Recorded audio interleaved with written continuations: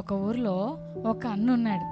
ఆ అన్నకి చాలా చిన్న ఏజ్లోనే వాళ్ళ డాడీ చనిపోయాడు.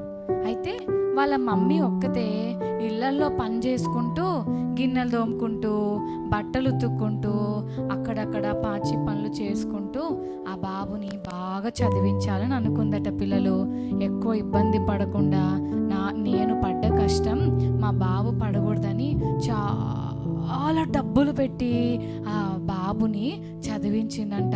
అతని పేరు రవి. రవి స్కూల్కి వెళ్ళి చదువుకుంటుంటే ఒకరోజు వాళ్ళ మమ్మీ రవికి బాక్స్ ఇవ్వడానికి వచ్చిందంట. మరి రవి వాళ్ళ మమ్మీ లంచ్ బాక్స్ తీసుకొని వచ్చేసరికి అందరూ అలా చూస్తున్నారంట. ఈ లోపల రవి వాళ్ళ ఫ్రెండ్స్ ఉండి, అరే ఎవర్రా అమ్మా నీకు లంచ్ బాక్స్ తెచ్చినామా, ఎవర్రా అని అడిగితే, ఆమా మా పనమ్మాయిరా అని చెప్పాడంట. పిల్లలు ఆ మాట ఎప్పుడైతే వాళ్ళ మమ్మీ వినిందో చాలా ఏడ్చుకుంటా ఇంటికి వెళ్ళిపోయింది.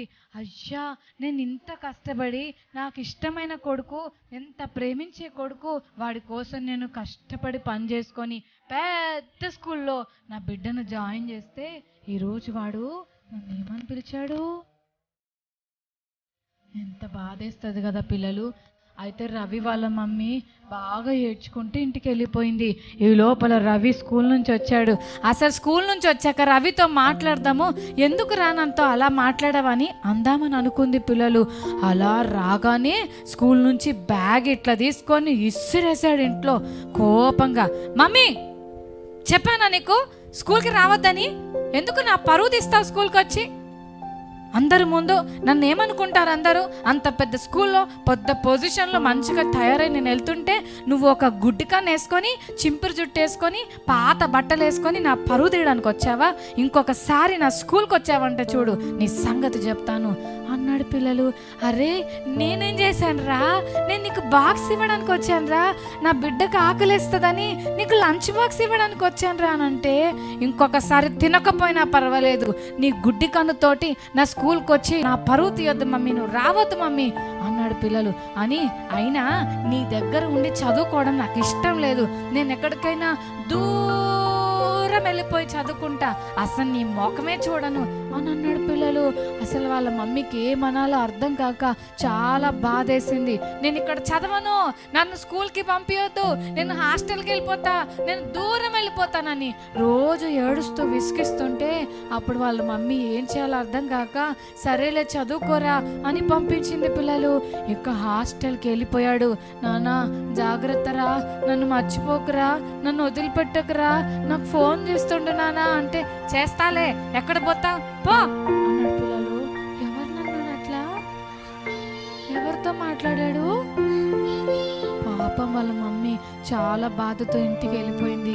ఒక్కతే ఉంటుంది. పిల్లలు చాలా ఇయర్స్ అయింది. రవి ఫోన్ చేస్తాడేమో అంటే ఫోన్ చేయట్లేదు, రవి హాలిడేస్కి ఇంటికి వస్తాడేమో అంటే ఇంటికి కూడా రావట్లేదు. ఇంకా వాళ్ళ మమ్మీకి చాలా బాధేసింది. కొన్ని ఇయర్స్ అయిపోయింది. రవి ఏ ఊర్లో ఉంటాడో తెలీదు, ఎక్కడ చదువుకుంటున్నాడో తెలీదు, అసలు ఏమీ తెలియకుండా రవి అలాగే చదువుకొని జాబ్ ఎత్తుకున్నాడు, పెళ్లి చేసుకున్నాడు. రవికి 2 పిల్లలు పుట్టారు.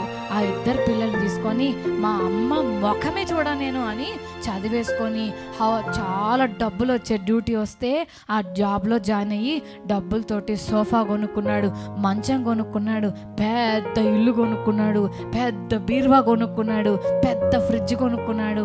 హ్యాపీగా ఉంటున్నాడు. పిల్లలు కానీ ఆ ఊర్లో ఆ గుడిసెలో ఆ చిన్న పాకలో ఉన్న మమ్మీకి రవిని చూడాలని ప్రాణం కొట్టుకుంటుంది.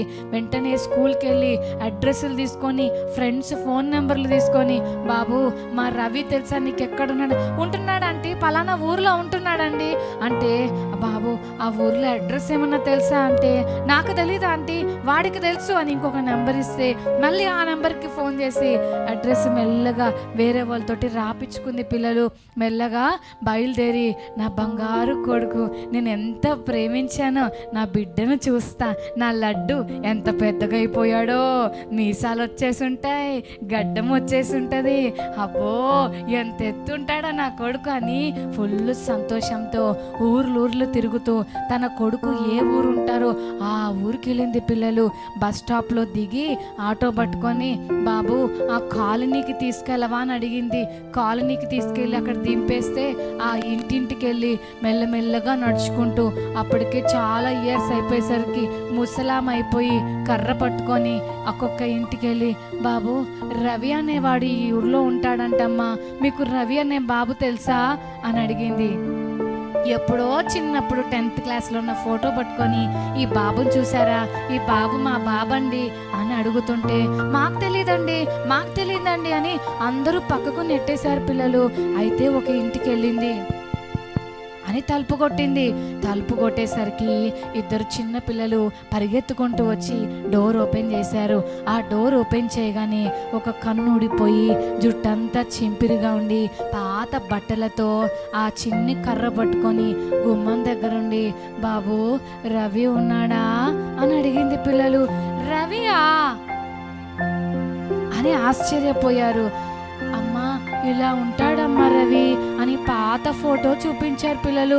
ఆ ఫోటో చూపించగానే ఏం అర్థం కాక అప్పుడు ఆ పిల్లలిద్దరూ, డాడీ ఎవరో ముసలామా, ఒక పిచ్చామ వచ్చింది డాడీ, ఆ పిచ్చామ రవి అంటుంది, పేరైతే నీదే గాని ఏదో ఫోటో చూపిస్తుంది, ఒకసారి రా డాడీ అని అంటే రవి బయటకు వచ్చాడు పిల్లలు.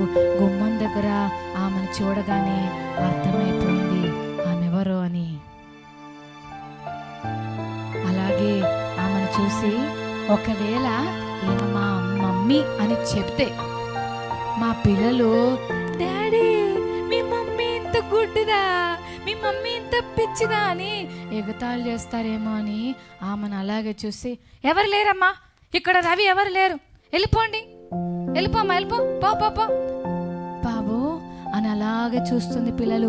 ఐస్లోకి చూస్తుంటే కొంచెం రవిలాగే అనిపిస్తున్నాడు, కానీ చాలా పెద్దోడైపోయాడు కదా, చాలా ఇయర్స్ అయిపోయింది కదా, గుర్తుపట్టడం చాలా డిఫికల్ట్. కాబట్టి ఇంకేం చేసిందంటే వెంటనే ఆ మమ్మీ, ఇది కాదా బాబు అడ్రస్ అని అడిగితే ఆ రవి అన్నాడు, ఇది కాదమ్మా ఇంకెక్కడ ఉన్నాడేమో వెళ్ళి ఎత్తుక్కో, నాకైతే తెలీదులే అని చెప్పేస్తే ఎతికి ఇల్లు ఎతికి ఎక్కడ దొరకకపోయేసరికి ఆ అమ్మ తిరిగి వాళ్ళ ఊరు వెళ్ళిపోయింది పిల్లలు. అలా వెళ్ళిపోయి 5 years అయిపోయింది. ఎన్ని ఇయర్స్ అయిపోయింది పిల్లలు? 5 years అయిపోయాక ఒకరోజు ఆ స్కూల్లో రవి వాళ్ళు 10th క్లాస్లో చదువుకున్నప్పుడు అందరు ఫ్రెండ్స్ ఉంటారు కదా, అరే మనం చదువుకొని 20 years అయిపోయింది కదా, మళ్ళీ మనందరం స్కూల్లో కలుసుకుందాంరా అని పిలిస్తే అందరు కలిసి స్కూల్కి వెళ్ళారంట. రవి అంకుల్స్ అయిపోయి పెళ్ళిళ్ళు అయిపోయి పిల్లలు పుట్టి పెద్దవాళ్ళు అయిపోతారు కదా, మనం అందరం చిన్నప్పుడు మనం స్కూల్లో ఎలా చదువుకున్నామో, పదండ్రా మన స్కూల్కి వెళ్దాం, మన ప్రిన్సిపల్ మేడము, మన సోషల్ టీచరు, మన మ్యాథ్స్ టీచర్, అరే హిందీ టీచర్ అయితే మస్తు స్ట్రిక్ట్ రా, స్టాండప్ ఆన్ ద బెంచ్ అని ఊరుకూరుకనే పనిష్మెంట్ ఇచ్చేది, నీల్ డౌన్ అంటుండేదిరా. ఆ టీచర్ని కూడా కలుద్దాం పదండ్రా అని అనుకొని అందరూ కలిసి స్కూల్కి వెళ్ళారు పిల్లలు. అందరూ స్కూల్కి వెళ్ళి చక్కగా పార్టీ చేసుకున్నాక ఇప్పుడు రవికి ఎవరు గుర్తొచ్చి ఉండొచ్చు? అరే మీకేమన్నా చెప్పాడా రవి? మీరే గెస్ చేశారా? బా సూపర్ పిల్లలు మీరు. అమ్మ ఏం చేస్తుందో, ఈ ముసలిది ఆ గుడిసెలో ఏం చేస్తుందో చూసొస్తానని మెల్లగా వెళ్ళాడు పిల్లలు. ఆ గుడిసెలోకి వెళ్తే ఆ గుడిసె ఇంకా అలాగే ఉంది, ఆ మంచం అట్లాగే ఉంది, అదే పాత స్టవ్, అవే పాత కుర్చీలు, అదే పాత ఇల్లు. కానీ ఆ మంచం మీద ఇప్పుడో అప్పుడో చచ్చిపోయేటట్టున్న ఒక ముసలామ ఒక చేతిలో ఒక లెటర్ పట్టుకొని అలా పడుకొని ఉంది పిల్లలు. ఆమెను చూడగానే, ఏంటి పండుకొని ఈ లెటర్ పట్టుకుంది ఏంటి, ఏముందో ఈ లెటర్లో అని ఓపెన్ చేసి చదువుదామని ఆ ఉత్తరం తెరిచాడు పిల్లలు. అందులో ఏమనుందో తెలుసా? రవి నువ్వంటే నాకు చాలా ఇష్టం రా, చిన్నప్పుడు నాకు పెళ్ళైన కొత్తలో మీ డాడీ నువ్వు పుట్టగానే నీకు మీ డాడీకి బయటికి వెళ్ళాలని పంపిస్తే ఒక పెద్ద యాక్సిడెంట్ అయ్యి మీ డాడీ అక్కడ చచ్చిపోయాడురా. మీ డాడీ చచ్చిపోయి నీకు ఒక కన్ను ఊడిపోయిందిరా. నీకు మంచిగా పుట్టిన నీకు ఒక కన్ను ఊడిపోతే గుడ్డి కన్నుతోటి నా కొడుకుని చూడటం కంటే నేనే గుడ్డిదాన్ని అయిపోవాలని అనుకొని నాకున్న 2 కళ్ళలో ఒక కన్ను నీకు ఇచ్చాను రవి. ఈరోజు నీకున్న లెఫ్ట్ ఐ నాదిరా. నన్ను గుడ్డిదానా పిచ్చిదానా అని అనుకుంటున్నావు కదా, నేను ఎంత అందంగా ఉండేదానో. నీకు చూపు ఇవ్వడం కోసం నా అందం పోగొట్టుకున్నాను రా. నీకు కళ్ళు ఇవ్వడం కోసం నాకు కన్ను పోగొట్టుకున్నాను రా. నేను గుడ్డిదాన్ని కాదురా. ఒకప్పుడు నీ పరిస్థితి అది. కానీ నేను నీ తల్లిని కదా, నిన్ను ప్రేమిస్తున్నాను కదా. అవసరమైతే నేనే గుడ్డిదాన్ని అయిపోతాను, కానీ నా బిడ్డ గుడ్డోడు అవ్వడానికి వీల్లేదని నా కన్ను నీకు ఇచ్చాను రా. ఎంత కష్టమైనా నేను చదివించి పెద్దోడిని చేయాలని నేను రోజుకి 3 డ్యూటీలు చేసి చాలా డబ్బులు సంపాదించి నీ పొజిషన్లో, నిన్ను మంచి పొజిషన్లో చూడాలని పెద్ద స్కూల్లో జాయిన్ చేశాను రా. ఆ రోజు స్కూల్లో నన్ను పని మనిషి అని పిలిచావు కదా, అయినా బాధ అనిపించినా ఓర్చుకుంటున్నాను రా. నిన్ను క్షమిస్తున్నా. కానీ ఊర్లు దాటి నీ దగ్గరకు వస్తే ఇది కాదు వెళ్ళిపో అన్నావు చూడు, నాకు చాలా బాధ వేసింది. నిన్ను ప్రేమించి నిన్ను చూడడానికి నీ గుమ్మం దగ్గరకు వచ్చి నీ ముందు నిలబడి రవి కావాలి నాకు అని అడిగితే వెళ్ళిపో అని గెంటేశావు కదా, నాకు చాలా బాధేసింది రవి. అమ్మను కదా, నన్ను ఎందుకలా గెంటేశావు? అయినా నేను నిన్ను ప్రేమిస్తున్నా. ఎప్పుడోకప్పుడు నా చావుకు నువ్వు వస్తావని ఉత్తరం రాపిచ్చాను. రవి, నువ్వంటే నాకు ప్రాణం రా. నువ్వు నన్ను పిచ్చిదానిగా చూసినా, గుడ్డిదానిగా చూసినా, I can tell you one thing, I love you. నువ్వంటే నాకు ప్రాణం, నువ్వంటే నాకు ఇష్టం రా రవి. నేను నిన్ను ప్రేమిస్తున్నాను అని చెప్పినప్పుడు రవి ఒకసారి తన లెఫ్ట్ ఐని చూసుకున్నాడు. పిల్లలు అలా అద్దం, ఈ కన్ను నాది కాదా, ఈ కన్ను నిజంగా నాది కాదా, ఓహో ఇక్కడున్న నాకున్న ఈ నల్ల మచ్చ ఈ కన్ను పెట్టేటప్పుడు వచ్చిందా, నిజంగా నేను గుడ్డోడ్నా, అయ్యో నేను ఎంత బ్యాడ్ బాయ్ని, మా మమ్మీ ప్రేమను గుర్తుపట్టలేని దరిద్రపు జీవితం, అయ్యో నేను ఎంత చెడ్డోడిని అని తల నేలకేసి కొట్టుకుంటూ అమ్మ 2 చేతులు పట్టుకొని mummy sorry mummy, mummy sorry mummy, mummy mummy sorry mummy, ఇంకెప్పుడు నేను ఏడిపించాను మమ్మీ, ఇంకెప్పుడు నేను బాధపడ్డాను మమ్మీ, నీ ప్రేమను కాదనను మమ్మీ, ప్లీజ్ మమ్మీ రా మమ్మీ, మా ఊరు తీసుకెళ్తా మమ్మీ, నేను బంగారం లాగా చూసుకుంటా మమ్మీ, నీకు ఏసీ రూమ్ పెడతా మమ్మీ, నీకు కాస్ట్లీ బెడ్ ఇస్తా మమ్మీ, రా మమ్మీ నేను తీసుకెళ్తా మమ్మీ అని పిలుస్తా ఉంటే అప్పటికే టైం అప్. పిల్లలు, రవి తల్లి చనిపోయింది. పిల్లలు, ఇక్కడ ఒక మాట చెప్పమంటారా? రవిని ఎంతో ప్రేమించిన అమ్మ రవి గుడ్డివాడిగా ఉండటం ఇష్టం లేక రవికి కళ్ళు ఇవ్వటానికి తన కళ్ళే ఇచ్చేసింది.